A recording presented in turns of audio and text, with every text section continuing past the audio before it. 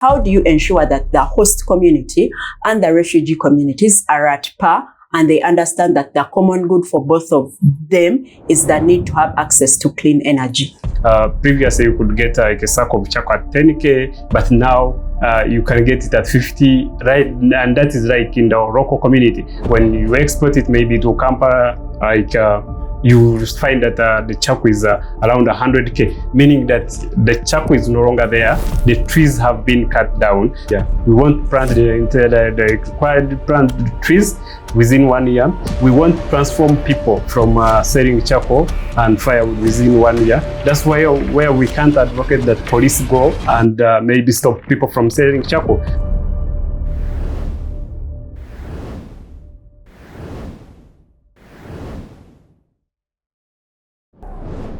Hello everyone, my name is Grace and this is Driving Eco-Sustainability, my perspective podcast, and I welcome you to this latest episode, and which is the last episode of this season. I'm pleased to be joined by Medad, and we are going to be delving into championing the use of clean energy among refugee communities. Welcome, Medad.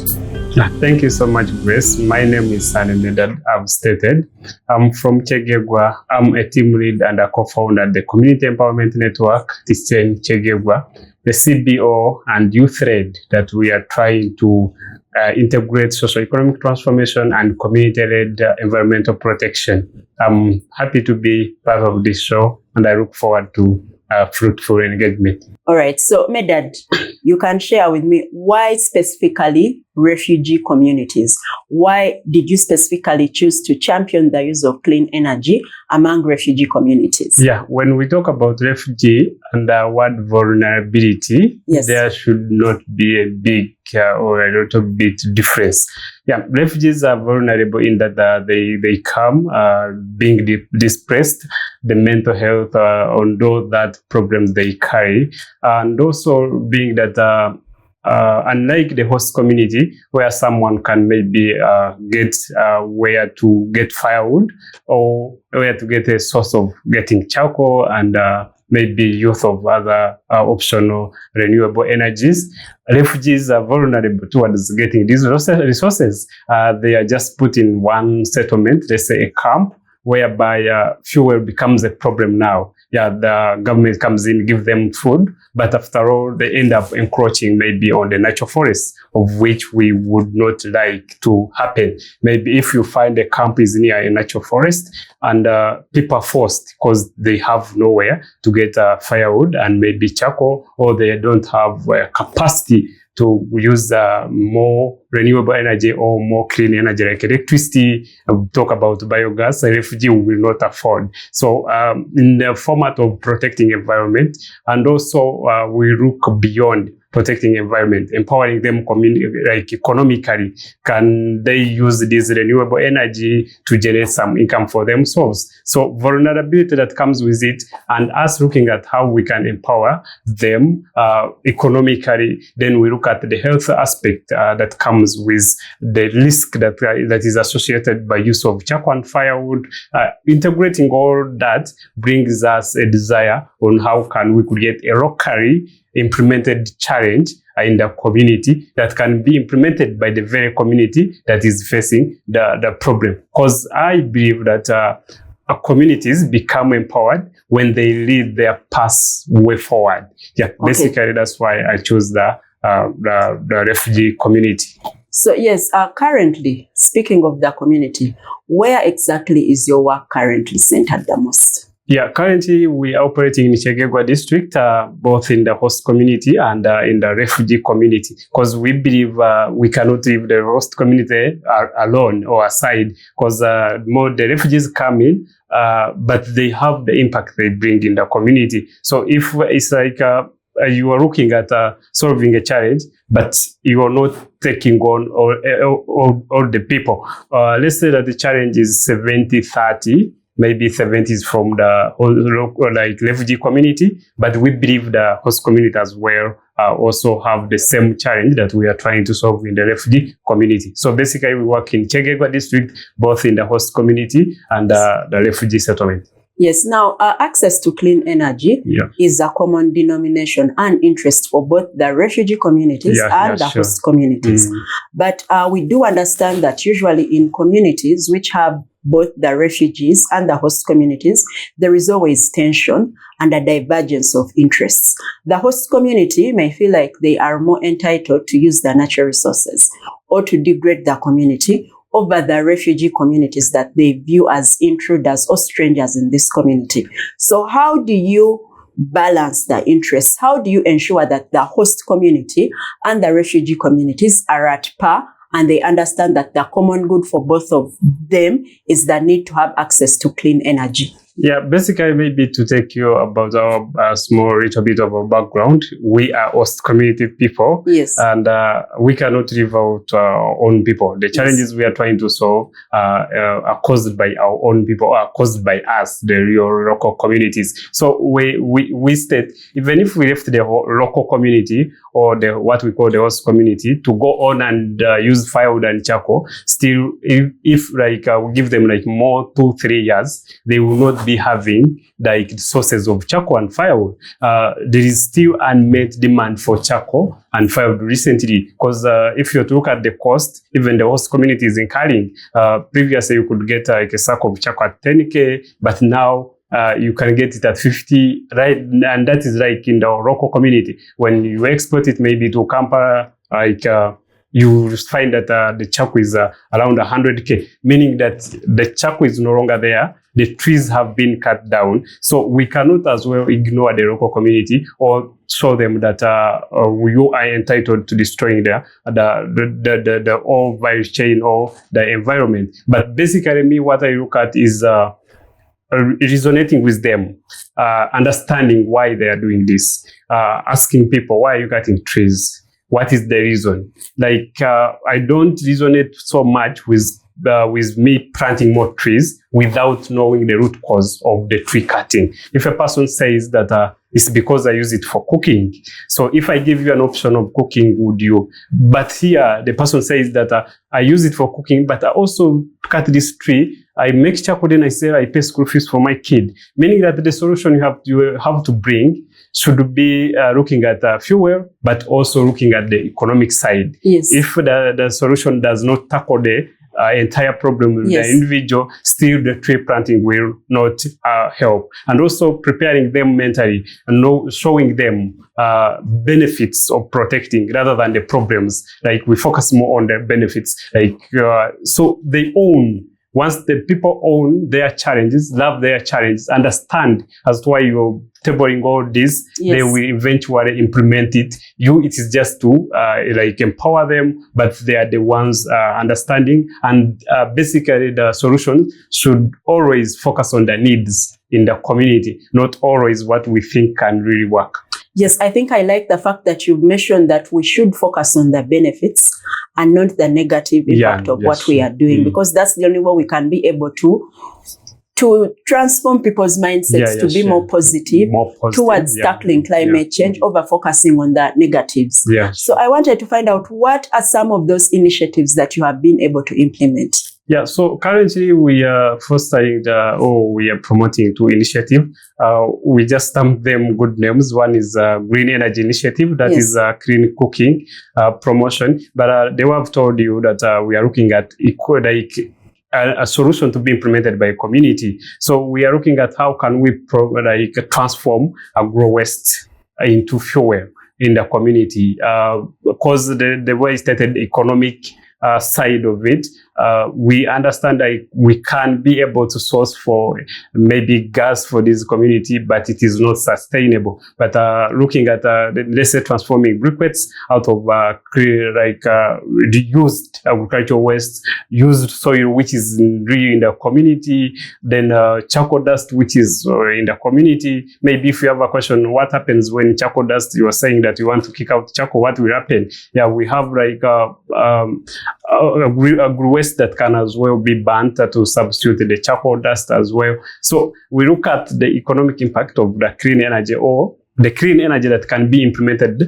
as we transform our people economically to maybe afford the more cleaner initiatives. Then another initiative we are trying to push right now is the sowing seeds of green. This is basically tree planting and growing. There is a difference between planting and growing. Here we are looking at can we plant and look after these trees? Yes. Yeah, they have told you like making this thing owned by the community. Yes. These initiatives owned by the community. So if I have a group of women, I'm training about the clean energy, then they are working in a group, they are using it at home, but I'm as well providing them market, like they produce on a small scale, they use at home, then if they have extra, we can buy and sell, then they can have money on it. Then I tell them, but basically this is to solve deforestation. But look, we have destroyed a lot in the previous decades. Can you take care of these tree seedlings we are giving you? So the tree planting comes in as a supplementary,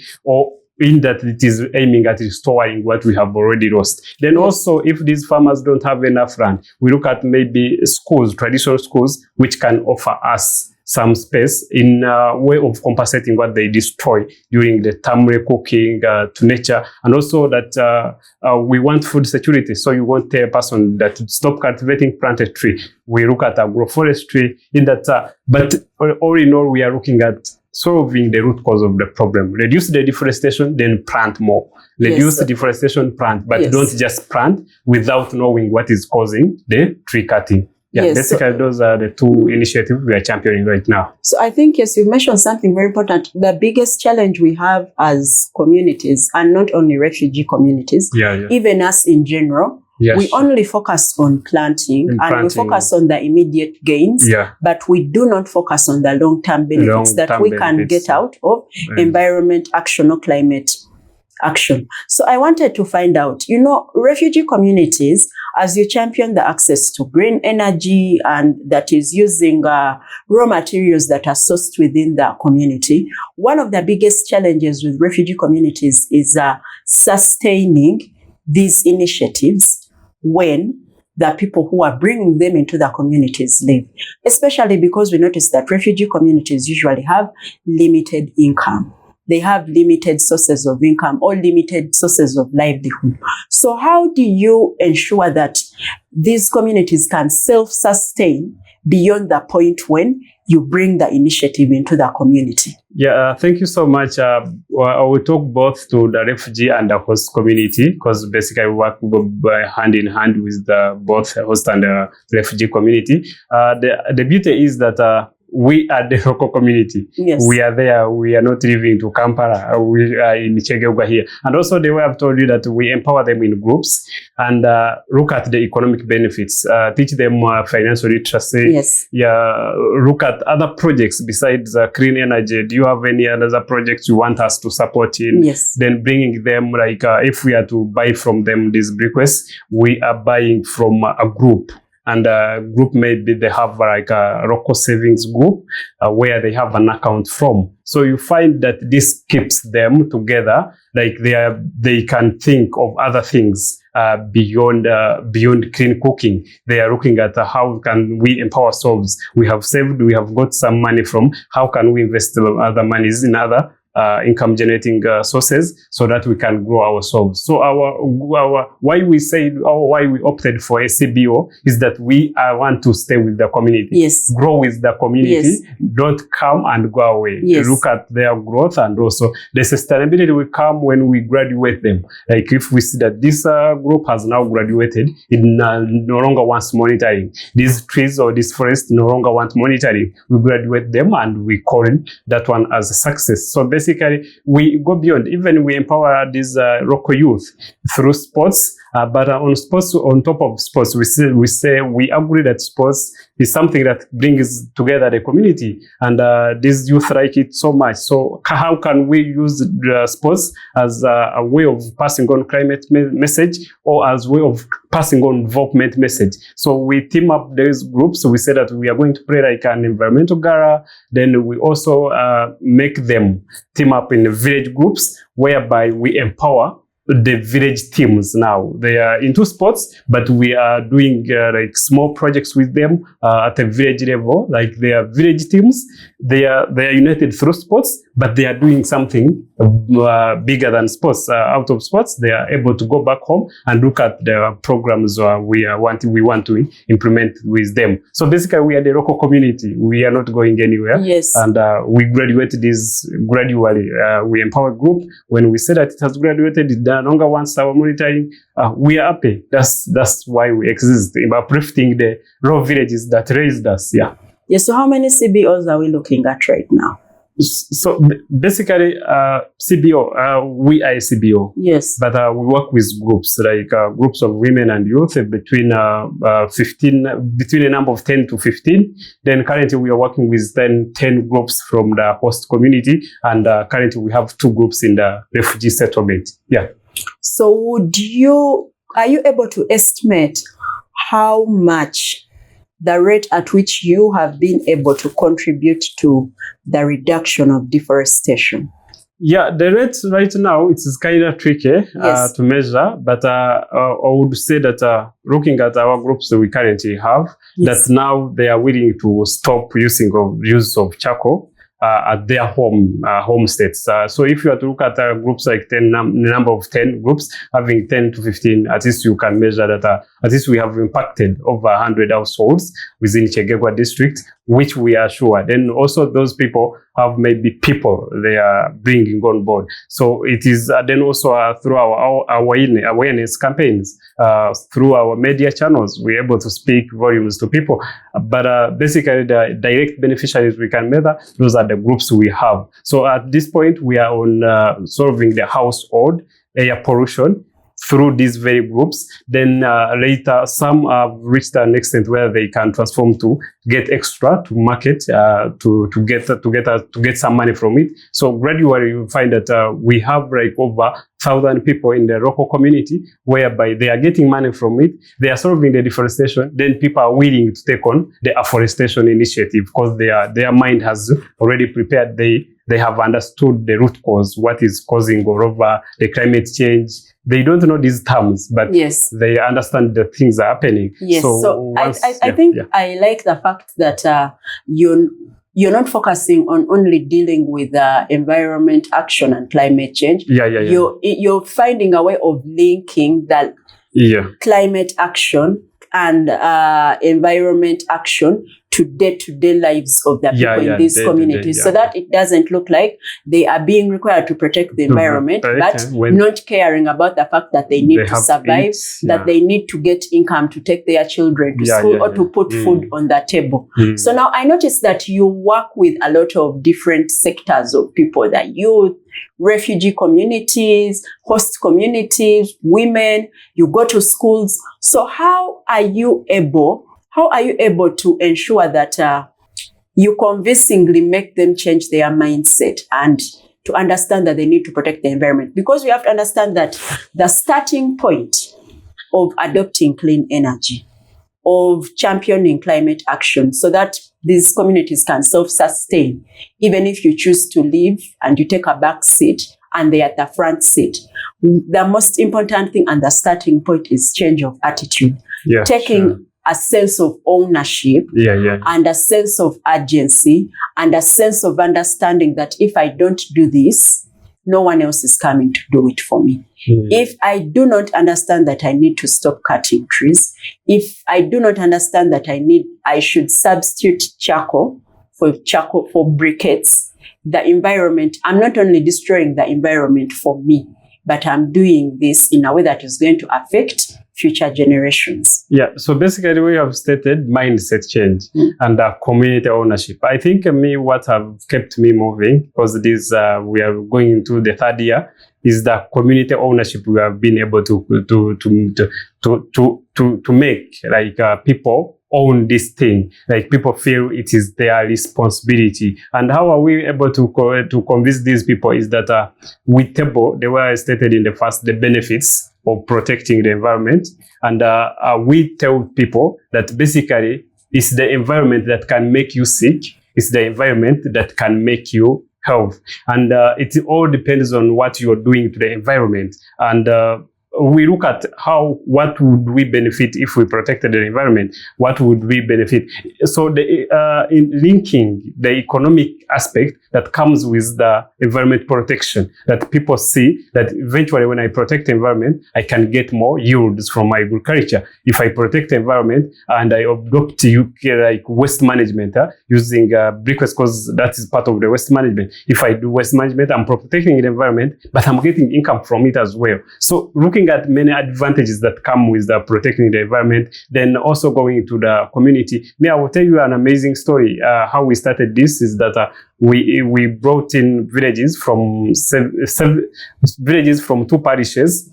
We told them that we wanted to have an environmental gala where we wanted to launch our CBO. And one of the meetings, one colleague, like one village person, raised up and said, but this committee has not to understand, because it is us two who will implement these things. And I felt the power of ownership to these community members. So once you start, like people understand what you're doing, not for your own benefits, but you're looking at the benefits of the people, eventually the mindset will change. Then once the mindset changes and the community owns the problem and the love of the problem, the other implementation becomes easy, because basically you tell them no one is going to come to rescue us. We are village. And also that what helps us is that we are fellow locals. Like we are fellow locals trying to raise these communities. They are the people who saw us grow up. So basically it becomes easy for us by telling them the benefits, the implications of neglecting the environment, then explaining the climate change aspect into a local basis, not coming up with the climate change terminology. Not using big words. A lot of English. We shall speak English here, but after here I will not speak English anymore. Yeah. Yes, so now I wanted to know, how do you ensure in terms of accessing financing? Because we do understand that in order for these communities to sustain these initiatives, that you grow with them and you ensure that they take on these initiatives, we have to factor in the issue of financing these initiatives. So how do you, in the finance aspect, how do you help communities to ensure that they have access to adequate financial resources to ensure that, one, they take up these clean energy initiatives within their homes, but not only that, but they can also have something that they can sell and they survive as well. Yeah. So the first fund of our initiatives have been the community, the real local community. So we tell them this is what we are going to implement and this is what is needed. So they are, because like a clean energy basically is from agri wastes, or it is kind of waste management where we can easily get waste, and also then maybe scaling it is where we look at partnerships. We cannot do this alone. We cannot raise a village. Even if you gave us one village of maybe 1,000 people, we couldn't do it alone as the Community Empowerment Network. So partnership has helped us a lot in that we also work with the refugee settlement where a lot of NGOs are there. So we are able to partner them, tell them this is what we want to implement. Or at times you find they have similar goals like us, and maybe they want to scale their impact to our communities as well. So we as well work in touch with them. Then also looking at tree planting organizations. Like there are many organizations that are in tree planting. Then we are also part of the ENR CSO network, whereby this is a network of CSOs that are in environment in Uganda. They help us in the way to get how to get partners that can give us trees for planting. But the biggest funding aspect we are looking at is the community. Yes. Yeah. Funding is not only about money. Yes. It takes a lot of aspects, the knowledge we get. Then also other organizations are able to offer this knowledge aspect, the capacity buildings. So it is through partnership involving all the stakeholders, from the first stakeholder, which is always the community, up to maybe the global levels. Then we also try to look at the continental aspects or continental projects that aim at uplifting both refugees and host communities. We also write to them, and they're able to come up and maybe willing to take on a new initiative. So it is through partnership and maybe funding entities, though we haven't reached there, but that's the way we are looking at, because basically in the community right now, people are using their hands. Yes. A few groups have been able to get some manual machines, and looking at scaling, you need machinery and all that for them to start up. Yeah. So basically, that's where we are for now. For yes. financing. So you mentioned continental funding or continental tapping in to fund some of these projects. Can you share a bit more on that? Shed more light on that. Yeah, so at the continental levels, there are many organizations. For instance, I will state IOM, International Organization of Migration.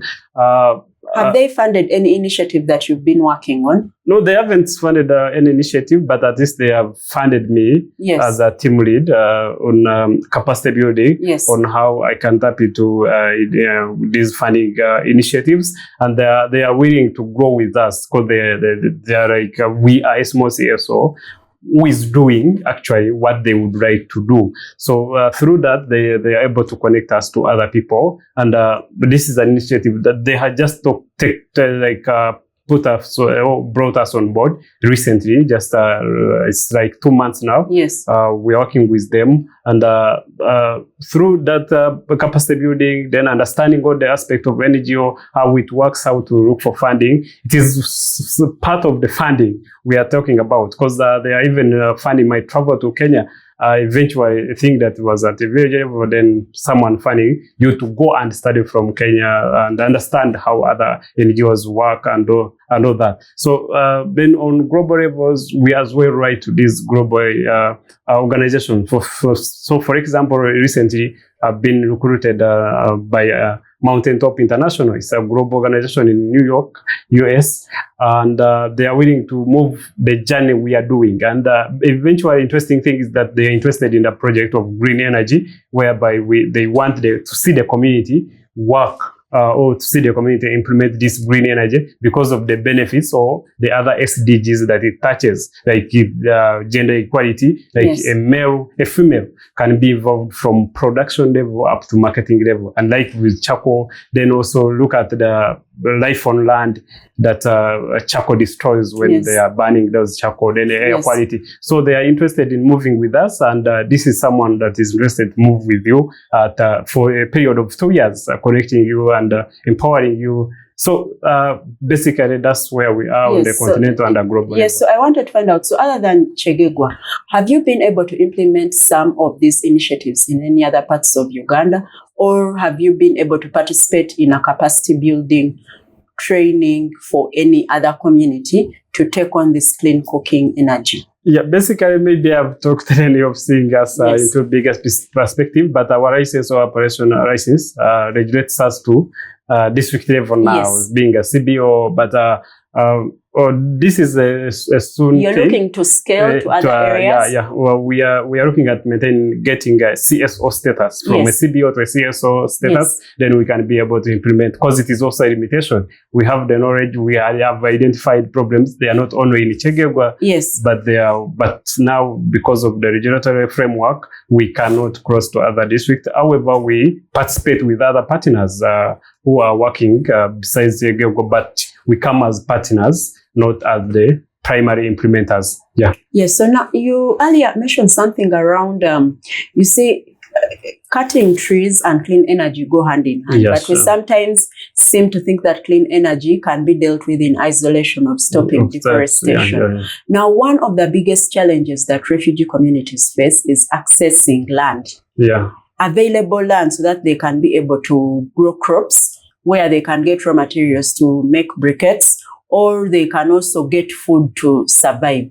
And you mentioned that sometimes you partner with the schools, public schools, which let you plant trees in these spaces, their spaces. So how do you deal with the issue of ensuring that refugee communities have access to land to grow crops and to carry out agroforestry? Because agroforestry is more of combining tree planting with also food crops. So how do you help these refugee communities? Like currently, refugees, I think because of the Uganda regulatory framework, they are not allowed to own land. Yes. But how do we look at a kind of urban farming, which is in I don't know the best term, but it is where you find that you container farming, where you farm in a container, yes, or a restricted space. Yeah, restricted space in your small area where for food security, we do that in the refugee.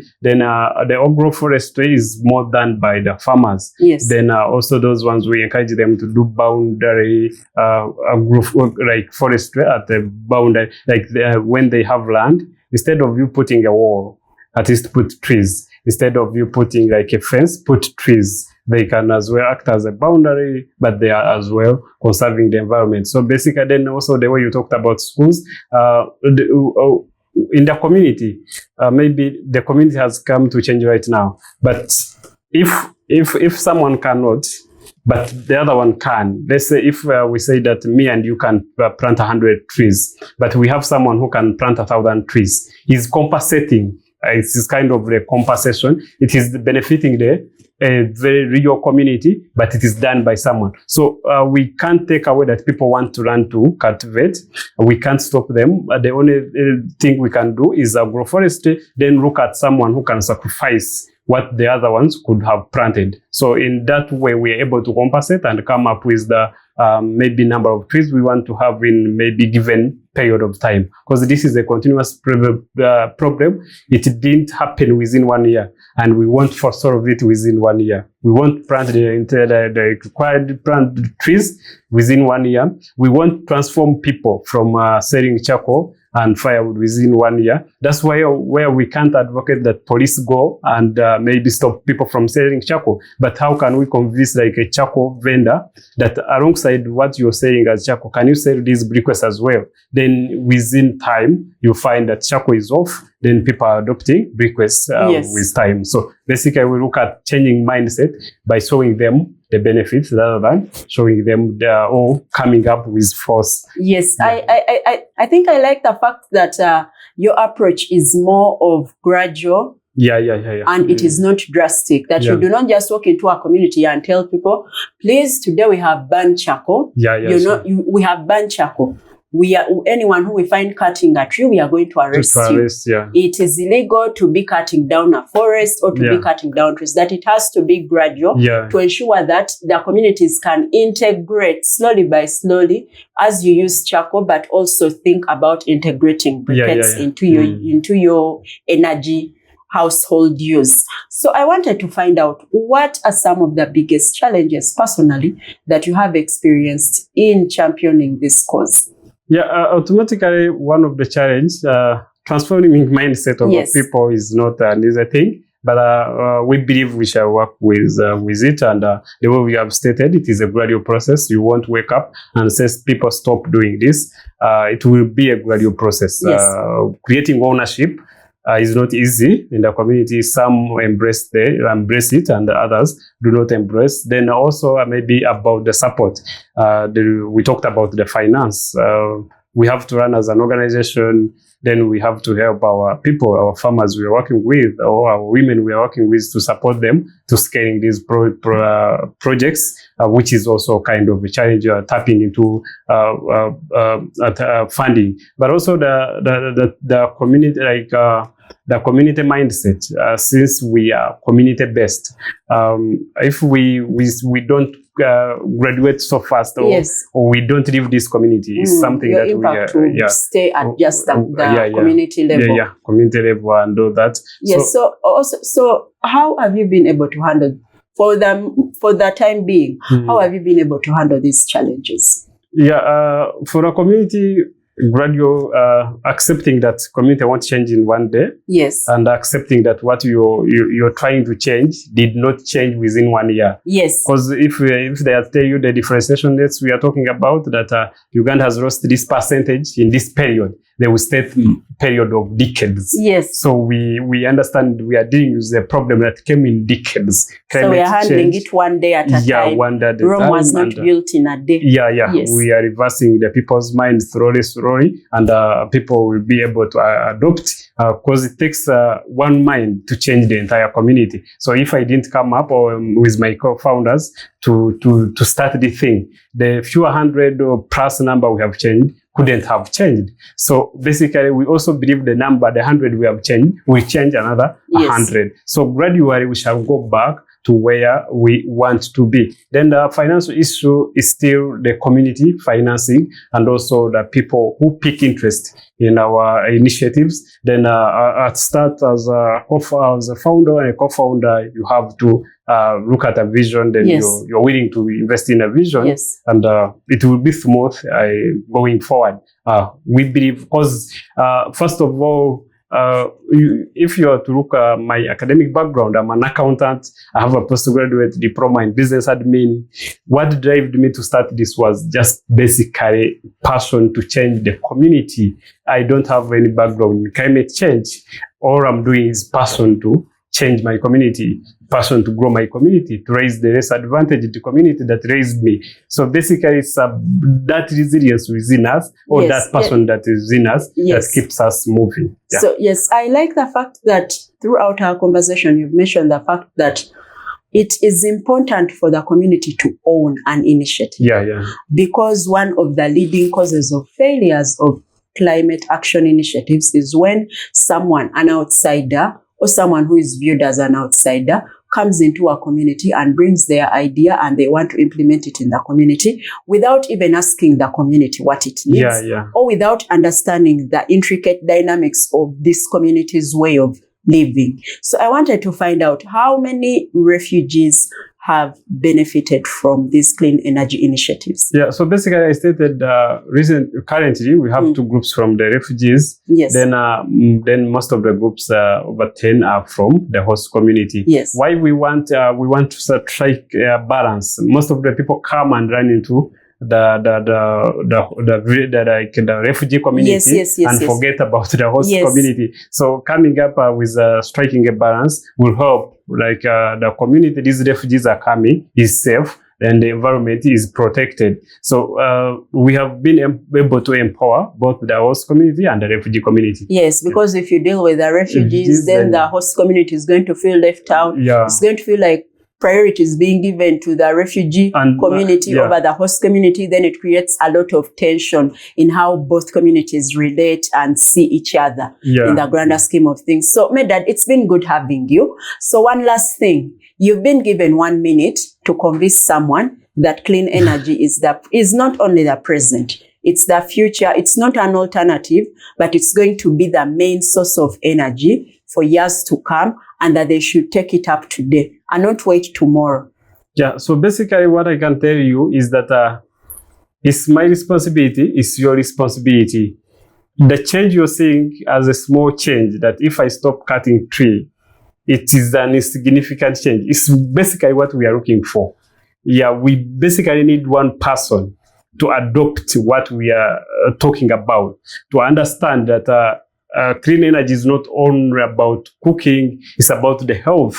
Not only the health of you as an individual, but your household, the health of the community, the air quality you're destroying while burning charcoal and firewood does not stop on you who is cooking or who is cutting this tree. The tree you're cutting does not only provide breath to you, to yourself, it provides breath to 1,000 people. So meaning that if you're cutting one tree, you are not killing just one tree, or you're not impacting because it is in your land, you're not impacting to you, or the impact is not going to go to you only, it's going to go to 1,000 of people. Look at you cutting a tree, you're not killing one person, you're killing. So then also look at benefits. If you're meant to save people's lives, and maybe kill people, what would you choose? If you would choose saving people's lives, adopt using alternative cooking methods. The beauty is that we are not looking at expensive cooking methods. We are looking at a cooking method which will solve waste management, which will work on the waste management, will reduce the waste we have in the community, will help you to improve your health. It will bring you money in your pockets. This will also solve the gender inequality you have in the community. Then it will also bring you to contribute towards climate action. So basically, you are doing it locally, a local solution, but you're contributing to a global SDGs or global goals for sustainability. So basically, look at how do you want to contribute to this world. Being in the village does not stop you towards contributing to bigger things. That's why we started this at the local level, but we are able to speak at global platforms because we are solving it. We are coming up with local solutions, but we are solving global problems. Yes. So you have a duty to join us and also contribute. Yeah. Thank you so much. It's been an insightful discussion, and I will share the contacts of Medad and his organization in our episode description for all those who are interested in supporting his initiative and joining in to champion climate action as envisaged in SDG 13, and also to impact refugee and local communities. Thank you so much. And for me, my key takeaway has been that in championing the access to clean energy, let us not only focus on refugee communities, let us also integrate host communities because they also have needs.